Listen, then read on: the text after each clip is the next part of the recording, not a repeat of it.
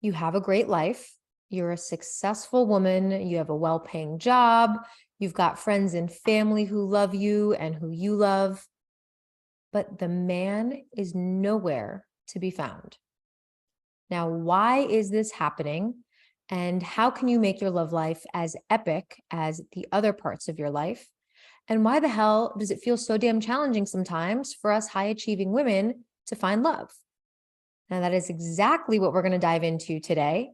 And I want you to stick around to the end of the episode because I'm going to share how you can get started on that journey right now to attracting committed masculine men who are ready to woo you, pursue you, and take the lead, which I know if you're here with me, that is a part of what your heart is craving and desiring. So I want to kick this episode off by telling you about a client of mine who has created like extraordinary results in our time of working together. But she started out in a very different place than she is today. And when she came to me, she had it all on paper. Like she was the quintessence of a successful woman, financially free, house and car paid off, no student loan debts. The woman loves her job. Like she loves doing what she does. She loves going into work, leads her team well, loves her coworkers, has great relationships with most of the people in her life, family and friends included, travels a ton. Like her Instagram is such a blast to look at because she's always traveling. She's in shape, she's good looking, like she leads a really high quality life. However, when she came to me, she struggled deeply to attract men that she felt like could really meet her on her level. And she really struggled to create relationships that felt meaningful for her with her male partners. Now, what she ended up really attracting was men that she felt like were projects for her. Oftentimes, she ended up playing the role of mom or teacher or guide. Some of you may really be able to resonate and relate with this. And she's this woman that when she came to me, she was really doing the inner work. She's a seeker, she has spiritual practices, but she wasn't attracting men that she felt could really meet her where she was at in one way or another, whether that was emotionally, intellectually, professionally. And this is a woman who has a lot going for her. So it would take a really high caliber man to allow this woman to feel truly held and met. Now, by no means is it impossible. There are many, many well-qualified suitors out there, but she just could not seem to find them. So I started working with her. And in my years of doing this work and living this very experience for myself, in having all sorts of patterns that I played out in dating and relationships, and not knowing why I couldn't really crack the code on love. And this was the one area in my life that I'd really struggled with the most because I didn't really struggle in other areas. I'd created relative to very high levels of success. So I boil it down to four main reasons why we as high achieving women often have a really challenging time either dating men that feel like a really good fit or creating relationships with men that feel like a good fit. And I'm going to tell you all about that in this episode. And then I'm also going to tell you why that comes up and what to do about it. So there are four main reasons why this is occurring. I'm going to start with some of the simpler ones and then get into some of the deeper ones. Reason number one, possibly why this is occurring, is that you show up to love the way you show up to work. So you are a badass boss babe. You're directive at work. You take the lead. You give clear commands. And this is a really, really attractive quality. Like in the most loving way I can say this, like you're a bad bitch. When you show up, you get shit done. When you're in the room, people know where to go, what to do. Like you are in charge. You got your clipboard and pencil and shit's happening. And that is hot and amazing and awesome. And I'm turned on even by thinking about those qualities in you. And this is attractive initially to equally badass male suitors. But here's the catch with this particular quality, this particular way of being, if you show up like this, is that these qualities, if this is all you're bringing to a romantic relationship, these qualities do not keep the sexual and emotional spark alive unless you know how to turn work mode off and turn partner mode, home mode, not work mode on when you are at home.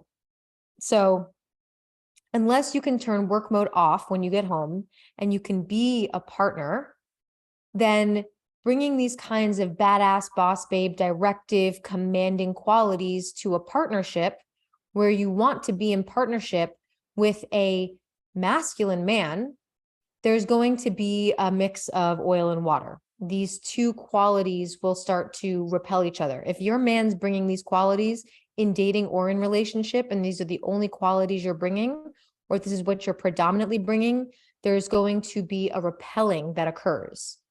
Now, what would need to happen at home is that you also embody qualities like nurture, receptivity, and gentleness. Because the man you want loves, he loves when you surrender. He loves when you relax. And in truth, it's what you actually crave, but you haven't felt safe enough to actually do that. Maybe it hasn't ever felt safe for you to surrender, to let go, to let someone else take the lead, either because you've not let them or no one has proven that they actually can. So that's reason number one. You show up to love the way you do to work. Reason number two, you don't show up to love the way you do to work. Now we're going to flip it. So you're confident and you're clear at work, but when it comes to love, your confidence goes right out the damn window. And for some reason, you find yourself showing up as meager, or you downplay your accomplishments and your badassery, or you show up as overly controlling, as jealous, as possessive, which stems from a lack of confidence and security in yourself. So you show up to work as confident and clear, but then when it comes to love, all that seems to go out the window. That is another clear pattern that I see high achieving women play out in relationships, which seems so incongruent from how they show up at work, but this happens more often than we'd care to think. Now, the third reason is that there is unresolved trauma, emotions, and psychological narratives that are sitting in your system. So when we have, or when we experience traumatic events at any point in our lives, but particularly in early childhood, and we don't have a way to resolve that, then that sits in our nervous system. Just because we realize that we're not 3 years old anymore and mom and dad aren't going through a divorce anymore, but they're already divorced, doesn't mean that the emotions from that event aren't still lingering in our systems. In fact, unless we've had a very clear way to clear our systems, then all of those emotions and memories from significant events like that in our lives are still in our bodies. They sit in our muscles, in our tissues, and they really create a lot of sludge in our nervous system. And then from all of that, we create these psychological narratives around us not being worthy or us not being desirable, us not being lovable. And it's like this old record where a traumatic event or events happened early in our lives. We created meaning from that, and we're still playing that narrative loop in our minds, even though that event is not happening anymore. So this is a huge thing that I had to really, really navigate for a number of years in my life. I had a lot of unresolved trauma from my family of origin, AKA, in my household growing up, watching my parents' relationship, watching how they related to each other, and experiencing how they related to me. There were a lot of instances in those early years where I made meaning of things that happened that said, I'm not good enough, I'm not worthy, I'm not deserving, I have to work hard for love, love isn't safe, the people who love me are only going to leave. And while there were a whole other series of events playing out when I was a child, my child brain couldn't rationalize something like my parents being away for months or years at a time because they had to work, right? What my childhood brain made of that series of events that actually did play out in my life is that I'm not lovable. I'm not worthy. Nobody's going to stick around to love and care for me. And I brought all of that unresolved trauma and those narratives to a lot of my relationships. And that was one of the core reasons why it was so hard for me to find meaningful relationships and create them, because I was always operating from the narrative that I'm not enough. So I would constantly look for evidence I'm not enough. Is this guy going to prove I'm not enough by leaving? Is this thing going to prove I'm not enough? I was looking for that and I had no idea. And this happens with so many of us. I see so many powerful, badass women who are slaying it at work, in their lives, but they're playing out these narratives of undesirability, not enoughness. And when we have these narrative loops playing in our minds that we created in childhood, we're continuing to perpetuate those narratives that we have about ourselves. So a lot of what I see, particularly amongst high achieving women, is the narratives of, I'm too much. I'm afraid that I'm too much. So when I go out and date, let me downplay my accomplishments because someone in my childhood told me that I was too emotional or too needy. And I carried that narrative all the way through adulthood. And now I project that onto the men I date. I'm too much. Or I'm not enough. I'm not enough. So I have to breach my own boundaries and people please when I date so that I can prove I'm worthy of this man's love, because somewhere in my childhood, I didn't get the exact kind of love that I needed and wanted. So I created the meaning that I'm not enough. And now I project that onto the men that I'm dating, and that pushes them away. Or I will never be desired, wanted, or loved. So I end up settling for men who I'm not really into, but at least they desire me and they want me, even though I'm not really into them. Or I need to be needed so that I can guarantee that I will be wanted and loved. So I, again, breach my boundaries and I overgive to the point of resentment so that this man can need me.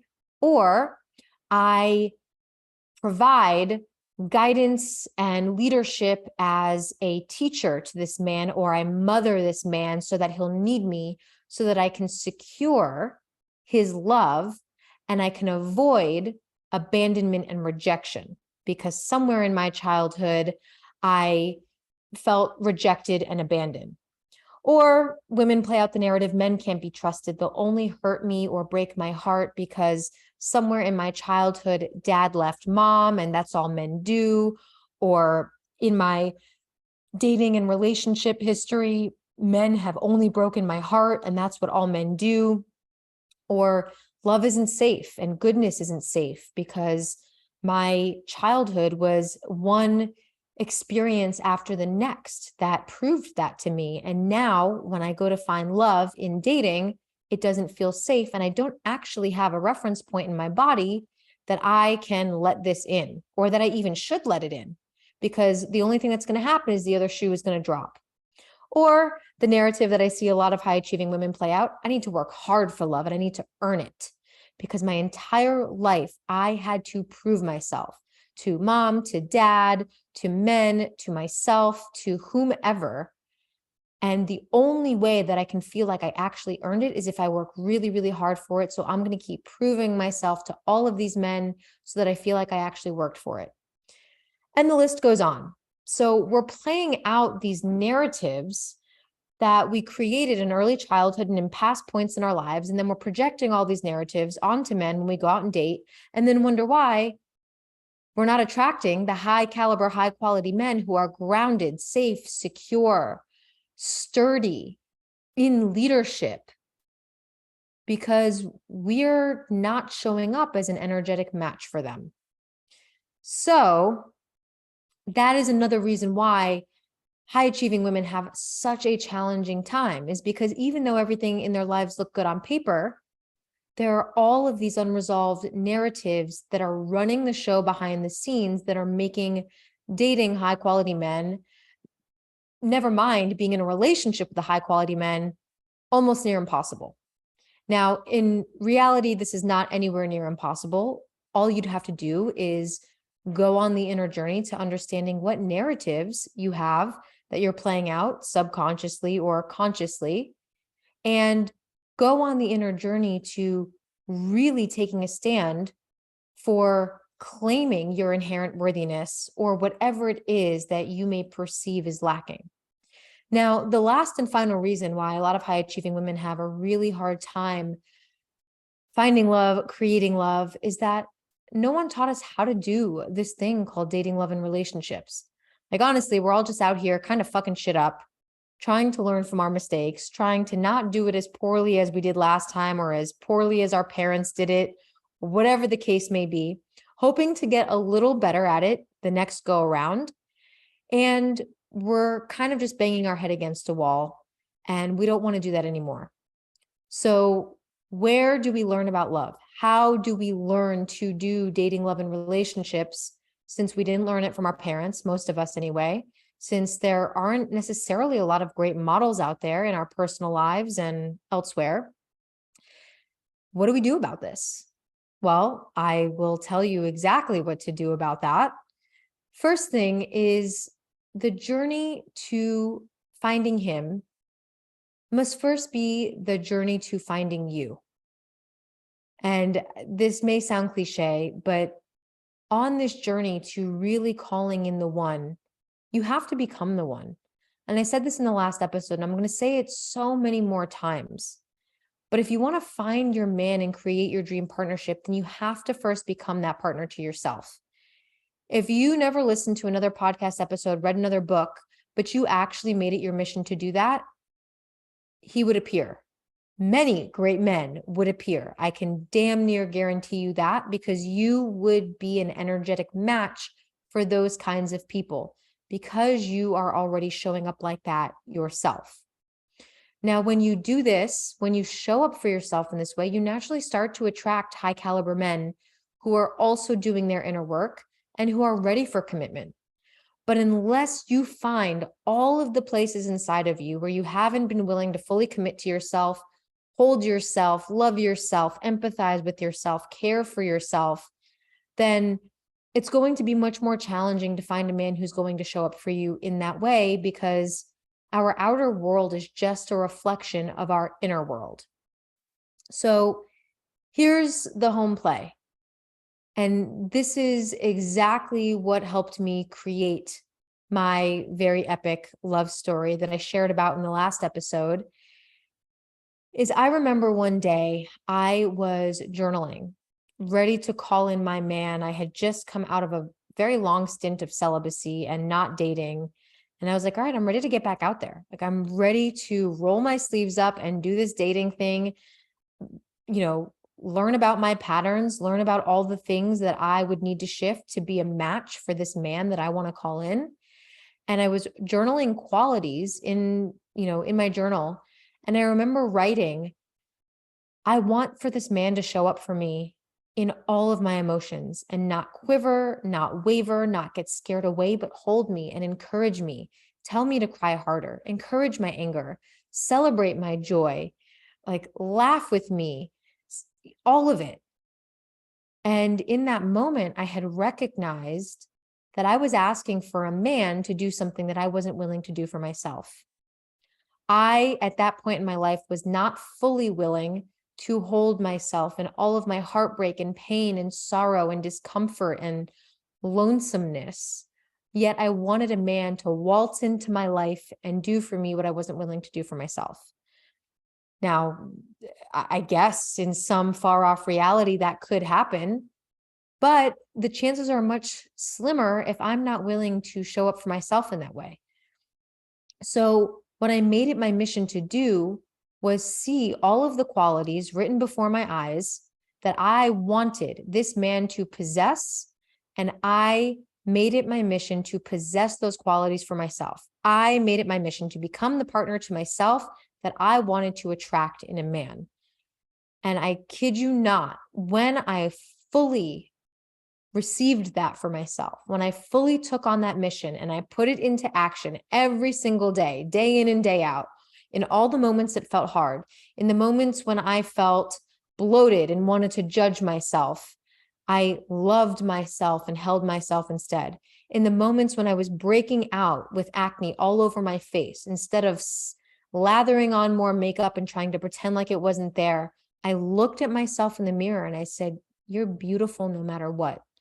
In the moments when I was crying, like down on my knees crying, where I wanted to just watch Netflix and shove it down instead, I journaled. I showed up for myself. I had compassion for myself. I sought support from my therapist and coach. And I really, really rolled up my sleeves to do what I would want this man to do for me. And it was only then that my life turned around. And I shared in the last episode that within a mere months of me showing up for myself in this way, I met my partner, Ani. And while our relationship wasn't romantic from the get, we formed a beautiful friendship. And he showed me that he was the man that really wanted to show up for me in the ways that I had just shown myself I could show up for myself. And that, my dear, is it. Like, that's it. And, I know sometimes these things can sound a little easier when we say them than when we have to put them into action. So I want to share with you how you can go on this journey right now. If you know that you have really struggled with one of those 4 reasons I had mentioned a few minutes ago about why it's been so hard for so many high achieving women to attract love and create romantic partnership, and you know that you've been carrying some narratives about whether or not you actually get to have this kind of love, or narratives about yourself, about dating, about men, about relationships. If you know that you're really, really ready for this and you're ready to roll your sleeves up, then let's go on the journey right now. I made a free workshop for you. If you go to alignedattraction.com/workshop, in that workshop, I'm going to outline the 4 key things you need to start shifting to attract committed masculine men. I kid you not, you could do this right now. The workshop's like an hour long. You can go and completely binge it and then start putting this into action now. And you will well be on your way. So go ahead and tune into that workshop, because I know you're a badass woman who's ready to have all aspects of her life really reflect how powerful she is. So go to alignedattraction.com/workshop, and you will get to watch that free workshop. And I'm going to keep the amazing content rolling for you. So thank you for listening to this episode. In the next episode, I am going to tell you why you're attracting the wrong kinds of men. And I'm going to give you a really concise list of archetypes for the kinds of men that you're attracting right now, so that you can put a name to a face, so to speak, for the kinds of men you're attracting. I'm going to outline the kind of men that you actually want to be attracting instead and how to do that. So if love has seemed elusive for you, if it is like the one area in your life that you just cannot figure out, I'm going to reveal that in the next episode. And I'm going to tell you why you're attracting the kinds of men who don't feel like a fit, and how to make the shifts to attract the high quality, high caliber, committed masculine men that your heart's really craving. All right, my love, thank you so much for tuning in today. I'm wishing you so much love, so many good vibes, and I will see your sexy self in the next episode.